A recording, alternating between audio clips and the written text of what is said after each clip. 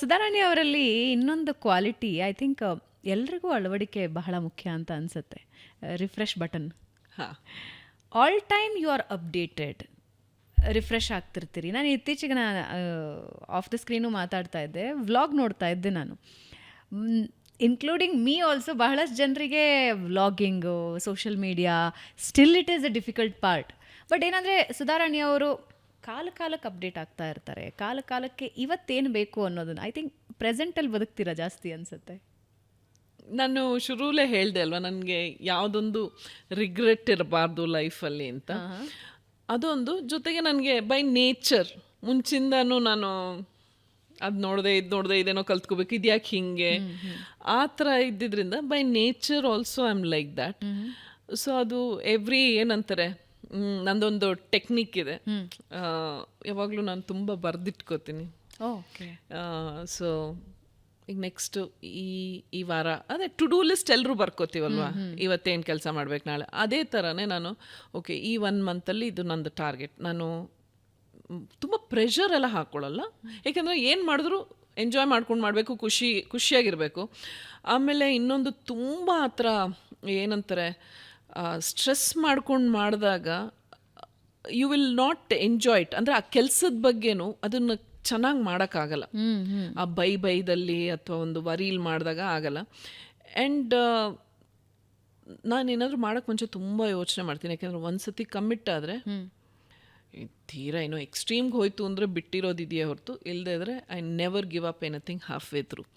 So ಅದಕ್ಕೆ ತುಂಬ ಯೋಚನೆ ಮಾಡ್ತೀನಿ. ಸೊ ಓಕೆ ಈ ಮಂತು ಇದನ್ನು ಮಾಡ್ತೀನಿ, next 6 months this is my plan, next 1 year, next 5 years ಈ ಗೌರ್ಮೆಂಟ್ ಯೋಜನೆಗಳು ಆ ಥರ ನಂದು ಅದೆಲ್ಲನೂ ಲಿಸ್ಟ್ಗಳಿರುತ್ತೆ.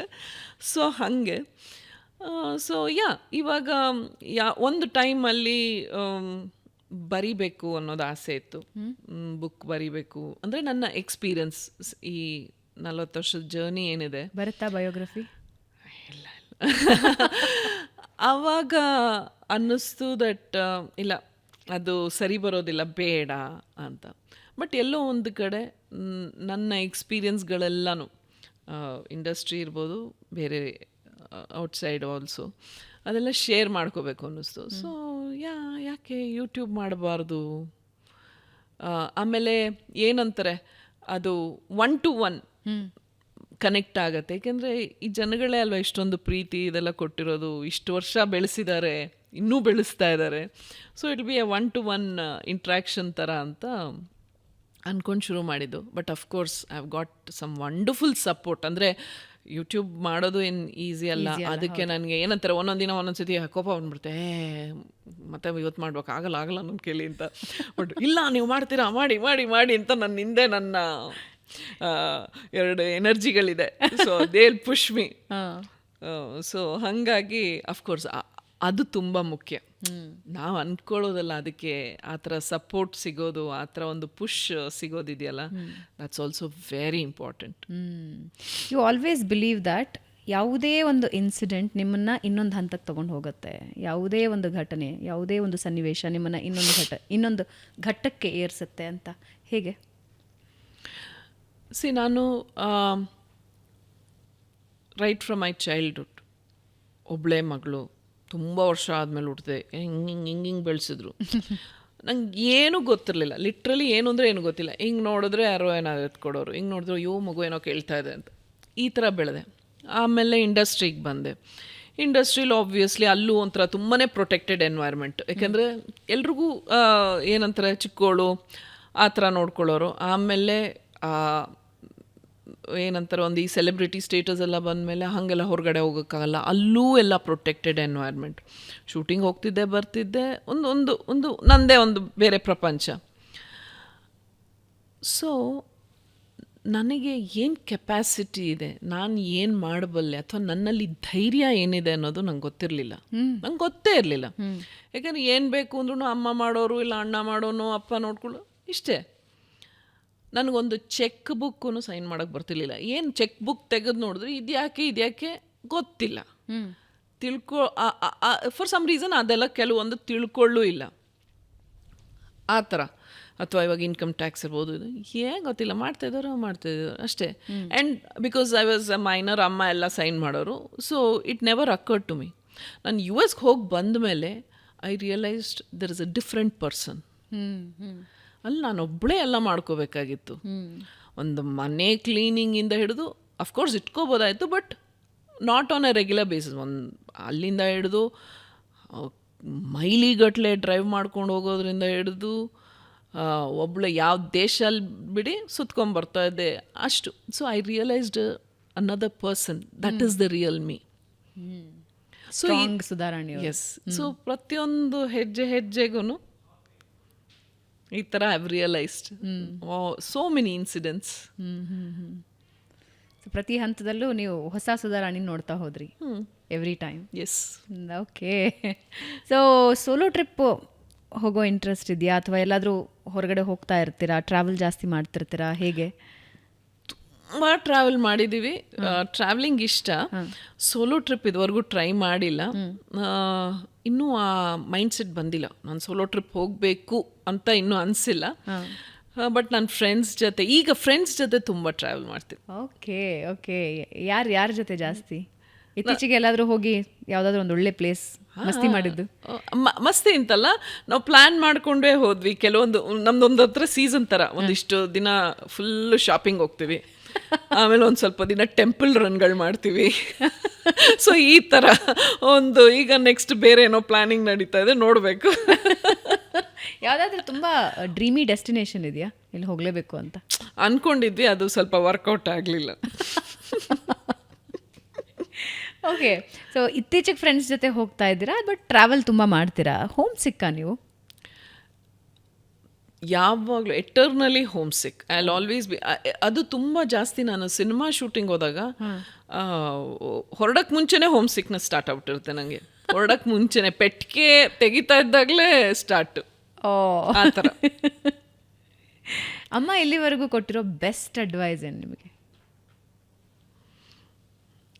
ಚಿನ್ನದ ಗೋಡೆ ಇದ್ರೂ ಮಣ್ಣಿನ ಗೋಡೆ ಒರೆಯೋದನ್ನು ಕಲಿ, ಅಥವಾ ಮರಿಬೇಡ. ಲವ್ಲಿ. ಸಿನಿಮಾ ಇಂಡಸ್ಟ್ರಿಗೆ ವಾಪಸ್ ಒಂದು ಸ್ವಲ್ಪ ಬರೋಣ, ಮತ್ತೆ ಬರ್ತೀನಿ. ಸಿನಿಮಾ ಇಂಡಸ್ಟ್ರಿಯಲ್ಲಿ ಇತ್ತೀಚಿನ ವರ್ಷಗಳಲ್ಲಿ ಈ ಮೀಟು ಬಹಳ ಕೇಳಿದ್ವಿ, ಕಾಸ್ಟಿಂಗ್ ಕೌಚ್ ಬಹಳ ಕೇಳಿದ್ವಿ. ಸಿನಿ ಇಂಡಸ್ಟ್ರಿಯಲ್ಲಿ ಬಹಳ ಸುದೀರ್ಘ ಪಯಣ ನಿಮ್ಮದು. ಏನು ನಿಮ್ಮ ಒಪಿನಿಯನ್ ಏನಿದೆ? ಅಂದರೆ ಕಾಸ್ಟಿಂಗ್ ಕೌಚ್ ಅಂತ ಹೇಳ್ತಾರೆ, ಮೀಟು ಬಗ್ಗೆನೂ ಬಹಳಷ್ಟು ಜನ ಮಾತಾಡಿದ್ರು. ಇತ್ತೀಚೆಗೂ ಕೂಡ ಕಾಸ್ಟಿಂಗ್ ಕೌಚ್ ಬಗ್ಗೆ ಬಹಳ ದೊಡ್ಡ ಚರ್ಚೆ ಆಗಿತ್ತು. ಹ್ಯಾವ್ ಯು ಎವರ್ ಹರ್ಡ್, ಕೇಳಿದ್ದೀರಾ, ಅಥವಾ ಯಾರಾದರೂ ಹಂಗಿದ್ದಿದ್ದು ನೋಡಿದ್ದೀರಾ? ನಿಮ್ಮ ಎಕ್ಸ್ಪೀರಿಯನ್ಸ್? 100% ಇದೆ, ಇಲ್ಲ ಅಂತ ಹೇಳಲ್ಲ. ಓಕೆ, ಅದೆಲ್ಲ ಇದೆ. ಇಟ್ ಈಸ್ ನಾವು ಹೇಗೆ ರಿಯಾಕ್ಟ್ ಮಾಡ್ತೀವಿ, ಹೇಗೆ ತಗೋತೀವಿ ಅಂತ. ಟ್ರೈ ಮಾಡೋರು ಮಾಡ್ತಾರೆ, ನೀವು ಅವ್ರಿಗೆ ಯಾವ ರೀತಿ ಉತ್ತರ ಕೊಡ್ತೀರಾ ಅನ್ನೋದು ನಿಮಗೆ ಬಿಟ್ಟಿದ್ದು. ಅದು ಬರೀ ಸಿನಿಮಾದಲ್ಲಿ ಮಾತ್ರ ಅಲ್ಲ, ಇಲ್ಲಿ ಕ್ಯಾಸ್ಟಿಂಗ್ ಕೌಚ್ ಅಂತಾರೆ, ಬೇರೆ ಕಡೆ ಅದು ಬೇರೆ ಹೆಸರಲ್ಲೇ, ಬೇರೆ ಇಂಡಸ್ಟ್ರೀಲಿ ಅಥವಾ ಬೇರೆ ಪ್ರೊಫೆಷನಲ್ಲಿ ಬೇರೆ ಬೇರೆ ಥರ ಇರುತ್ತೆ. ಎಲ್ಲ ಕಡೆನೂ ಇರುತ್ತೆ. ಇವಾಗ ಒಂದು ಸಾಮಾನ್ಯ ಒಂದು ರೋಡಲ್ಲಿ ನಡ್ಕೊಂಡು ಹೋಗ್ತಿದ್ರೆ ಯಾರೋ ಹಿಂಗೆ ಅಂದ್ಕೊಂಡು ಹೋಗ್ತಾರೆ, ಅಥವಾ ಬಸ್ಸಲ್ಲಿ ಹೋದಾಗ ಎಲ್ಲ ಕಡೆನೂ ನಡೆಯುತ್ತೆ. ನಿಮ್ಮ ಉತ್ತರ ಏನಾಗಿರುತ್ತೆ ಅನ್ನೋದು depends on you.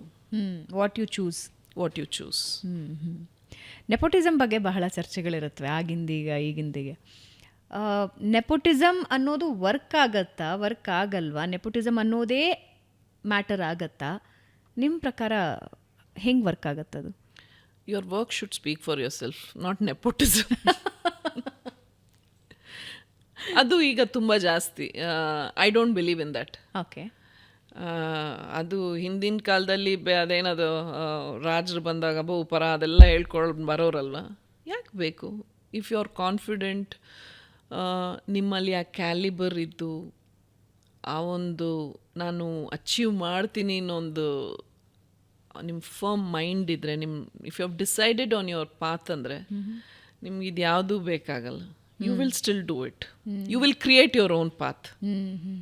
May be ನನ್ನ ಜೊತೆ ಮಾತಾಡಿದ ಬಹಳಷ್ಟು ಜನ ಹೇಳಿದ್ದು, ಕೆಲವೊಂದು ಕಡೆ ಅದರ ಬೆನಿಫಿಟ್ಸ್ ಡೆಫಿನೆಟ್ಲಿ ಸಿಗುತ್ತೆ ಆರಂಭಿಕ ಹಂತದಲ್ಲಿ, but end of the day ಅದು ಉಳಿಬೇಕು ಅಂದರೆ, ಅಥವಾ ನೀವು ಜನರ ಮನಸ್ಸಿನಲ್ಲಿ ಉಳಿಬೇಕು ಅಂದರೆ, it's only your calibre, your talent. ಅದನ್ನೇ ಮೇ ಬಿ ಕೆಲವೊಂದು ಸಣ್ಣ ಪುಟ್ಟ ಬೆನಿಫಿಟ್ಸ್ ಇರಬಹುದು, ರೆಕಗ್ನೈಸೇಷನ್ಸ್ ಇರಬಹುದು, but end of the day ಜನರನ್ನ ಗೆಲ್ಲಬೇಕು ಅಂದರೆ ನಿಮ್ದೇ ಟ್ಯಾಲೆಂಟ್ ಹೌದು ಅಂತ. ಬಿಗಿನಿಂಗಲ್ಲಿ ನೀವು ನಿಮ್ಮ ಬಗ್ಗೆ ನೆಪೋಟಿಸಮ್ ಅಂದರೆ ಏನು ಇನ್ನೂ ಮಾಡಿಲ್ವಲ್ಲ, ಅದ್ರ ಬಗ್ಗೆ ಹೇಳ್ಕೊಳ್ಳೋಕ್ಕೆ, ಮಾತಾಡ್ಕೊಳ್ಳೋಕ್ಕೆ, ಅಥವಾ ಬೇರೆ ಯಾರನ್ನೋ ಅದಕ್ಕೆ ರೆಡಿ ಮಾಡಿ ಹೊಗಳು ಹೇಳು ಅಂತ ಅನ್ನೋದಕ್ಕೆ you still not done anything. But yes, finally ನೀವೇನು ಅಚೀವ್ ಮಾಡ್ತೀರಾ ಅನ್ನೋದ್ರ ಮೇಲೆ ನಿಂತಿರುತ್ತೆ. ಇವಾಗ ನದಿನೂ ಅಷ್ಟೇ, ಅದ್ರ ದಾರಿನ ಅದು ಕೊರ್ಕೊಂಡು ಹೋಗಬೇಕೇ ಹೊರತು ಯಾರು ನದಿ ಈ ಕಡೆ ಬಾ ಹರಿ ಅಂತ ಅನ್ಲೆಸನೆಂಟಿಲ್ಲ ನಾವು ಡ್ಯಾಮ್ ಕಟ್ಟಿ ಆ ಥರ ಏನಾದ್ರು ಮಾಡಿದ್ರೆ. ಬಟ್ ಈಗ ಹೆಂಗಾಗೋಗಿದೆ ಅಂದರೆ, ಒಂದೊಂದು ಸತಿ ಅನ್ಫಾರ್ಚುನೇಟ್ಲಿ ಈ ಟ್ರೆಂಡ್ ಶುರು ಆಗೋಗ್ಬಿಟ್ಟು ಏನಂತಾರೆ, because we are amongst empty vessels which make a lot of noise. ಒಂದೊಂದ್ಸತಿ you're forced to do that. ಆ ಥರ ಪರಿಸ್ಥಿತಿ ಬರ್ತಾ ಇದೆ ಇವಾಗ, ಅವ್ರು ಬಂದ್ಬಿಟ್ಟಿದೆ ಆಲ್ರೆಡಿ. ಅದು ಖಂಡಿತವಾಗ್ಲೂ it's not a good thing.